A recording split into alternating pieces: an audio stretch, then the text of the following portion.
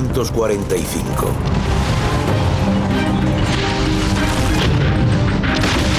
Tras varios meses de bombardeos y 2 semanas de brutales enfrentamientos callejeros, los aliados se hacen finalmente con la ciudad y hacen añicos el sueño nazi de Hitler.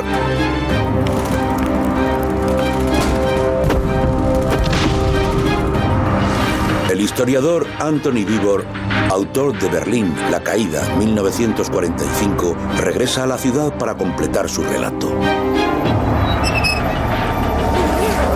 Un equipo local compuesto por arqueólogos y exploradores lo acompañará en una misión subterránea única hacia un mundo que nunca había visto. Un vasto complejo de túneles y búnkeres descubiertos recientemente.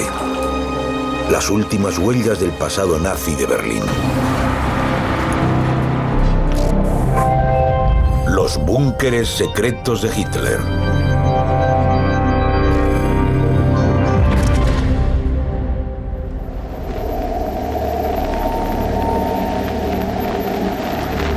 Al término de la guerra, Berlín era una ciudad en ruinas.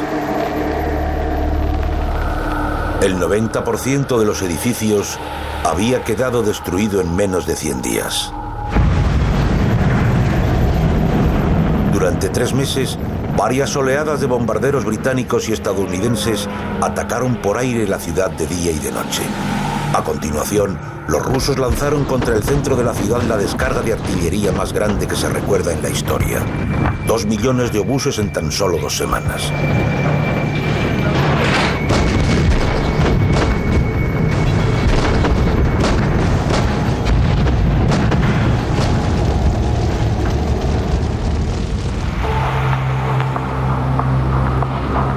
Hoy, Berlín parece una ciudad sin pasado. Todos los rastros de la era nazi desaparecieron hace tiempo, ocultos bajo el acero futurista y el vidrio laminado.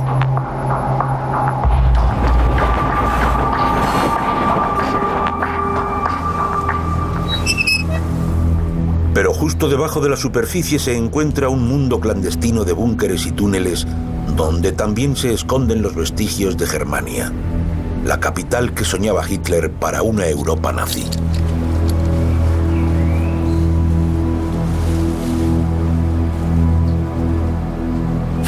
Es la primera vez que veo algo relacionado con Germania, aparte de su maqueta. Así que es una experiencia extraordinaria. Para la mayoría de los historiadores, Germania no es más que una fantasía, el sueño de un dictador iluso. Pero 18 metros bajo la superficie de este parque se encuentran unas pruebas prácticamente desconocidas que demuestran que Hitler empezó a construir la ciudad. Es increíble. Es con diferencia la estación de metro más grande que he visto en mi vida. ¿Y qué eco tiene?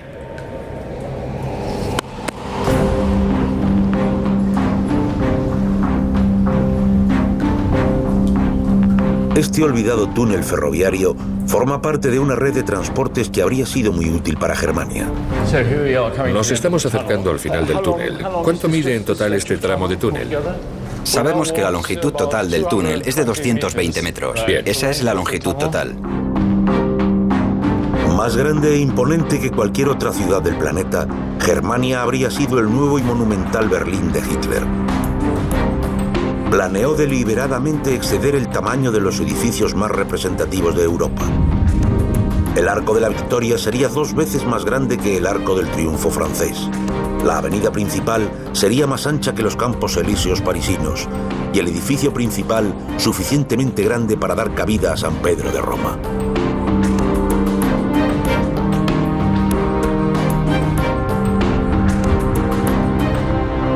En el centro, Hitler había pensado colocar una gran plaza.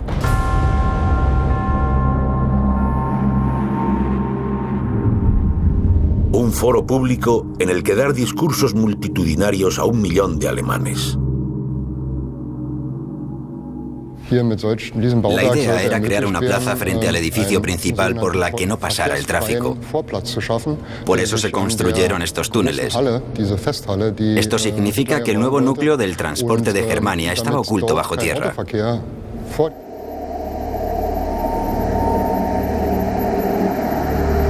Esta red de transporte se inició en 1938, cuando se cerró la carretera principal que partía de la puerta de Brandenburgo con el fin de ensancharla. Los ingenieros excavaron hasta 18 metros y antes de terminar las obras que se llevaban a cabo en la superficie, diseñaron un túnel de hormigón de doble sentido para trenes que fue cubierto a su vez por 2 túneles de hormigón para coches.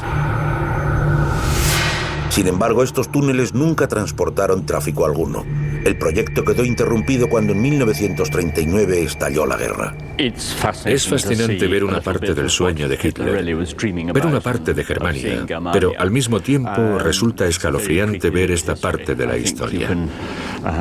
Uno puede incluso imaginarse qué habría podido pasar si Hitler hubiera ganado la guerra y hubiera hecho todo lo que quería hacer. Creo que este túnel tiene un fuerte componente simbólico.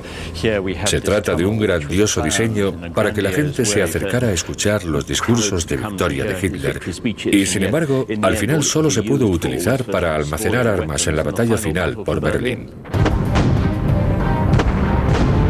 En 1945 la derrota de los alemanes fue inevitable. Los búnkeres y los túneles de Hitler desempeñaron una función crucial a la hora de mantener con vida a la población durante la batalla por Berlín. Sin embargo, un inmenso búnker de hormigón que se erige imponente sobre el norte de la línea del horizonte de Berlín resistió y finalmente derrotó a los ejércitos rusos. En los tranquilos suburbios del norte de Berlín, una excavación arqueológica está revelando poco a poco la historia que se esconde tras uno de los búnkeres de guerra más mortíferos de Hitler. Oculto entre frondosos árboles, este búnker es único, ya que está construido sobre la superficie. Entre estas gruesas paredes de hormigón, la Asociación Mundos Subterráneos de Berlín, un grupo local de historiadores y arqueólogos, se ha dedicado durante muchos años a limpiar, explorar y trazar mapas de esta gigantesca estructura. Sus descubrimientos más recientes han contribuido a completar la historia que yace tras uno de los búnkeres más formidables que se han construido en la historia. Las pruebas resultaron un éxito y se bajaron las placas. Para hacerse una idea clara de sus inmensas proporciones, Anthony Beevor, antiguo oficial del ejército británico, cruza los límites y se adentra en sus profundidades, casi en ruinas y apenas visitadas. ¿Vas bien? Sí, perfecto. A pesar de que ha escrito acerca de la función de esta fortaleza durante la guerra, es la primera vez que se adentra en ella. Hay miles de metros cúbicos de escombros. Y viendo esta gran hendidura, ¿estamos seguros aquí? ¿Seguros? Sí, supongo que sí. Porque el entramado de acero está intacto. 1940. Después de que los alemanes bombardearan Londres, los británicos contraatacaron enviando 50 bombarderos a Berlín. Hitler se enfureció al comprobar que su capital, en el interior de las tierras germanas, era vulnerable. Así que ordenó la construcción de 3 colosales búnkeres antiaéreos, formando un triángulo alrededor del centro de la ciudad: Humboldthain, Friedrichshain y Su. Las torres de defensa antiaérea estaban dotadas de ametralladoras. Hitler creía que los violentos ataques desde las torres lograrían que ningún avión enemigo osara sobrevolar de nuevo su capital. El Führer mostró un interés personal en el diseño de esta estructura casi medieval.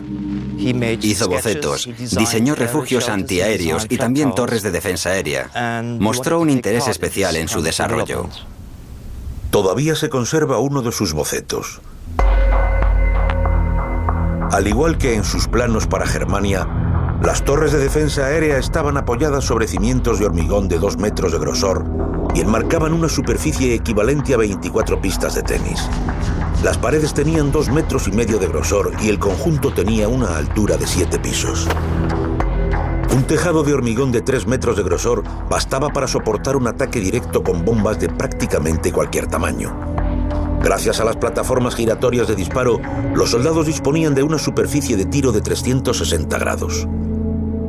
En medio de los continuos ataques aéreos, la construcción de estas torres tuvo que realizarse contrarreloj, pero el reto logístico era descomunal.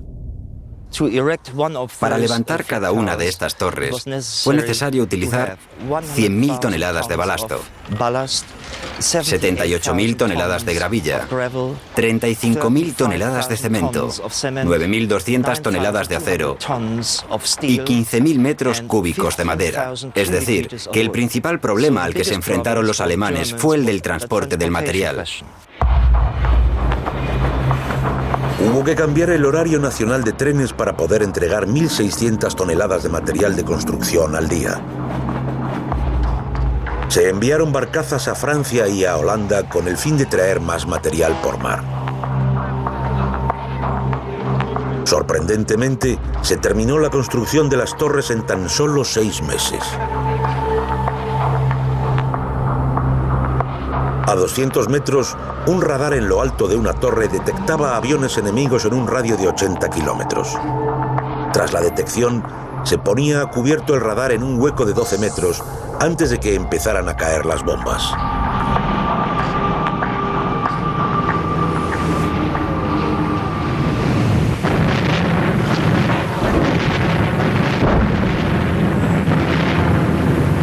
El número de muertos provocados por los aviones aliados que sobrevolaron Berlín fue espeluznante. Cuidado, muchachos.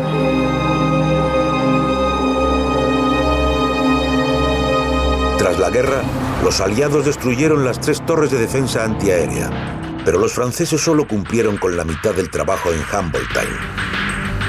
Las torres de la cara norte estaban demasiado cerca de la línea principal del ferrocarril y sobrevivieron. Finalmente quedaron sepultadas por una montaña de escombros.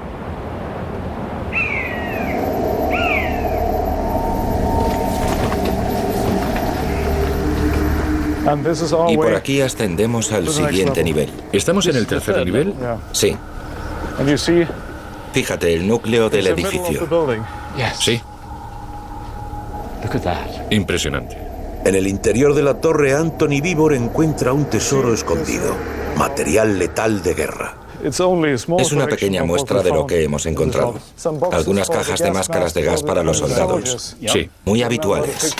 ¿Un casco de infantería alemana? Sí. Es claramente más pequeño que uno normal.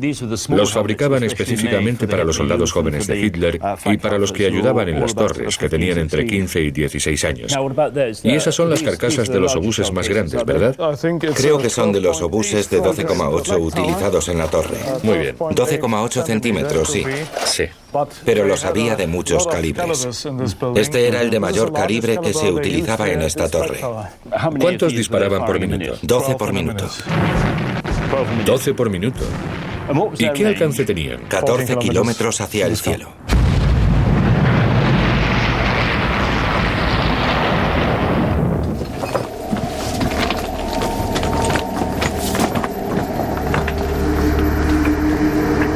Anthony Vivor es uno de los primeros en entrar en el almacén recientemente descubierto y busca pruebas irrefutables de la descomunal potencia de la torre.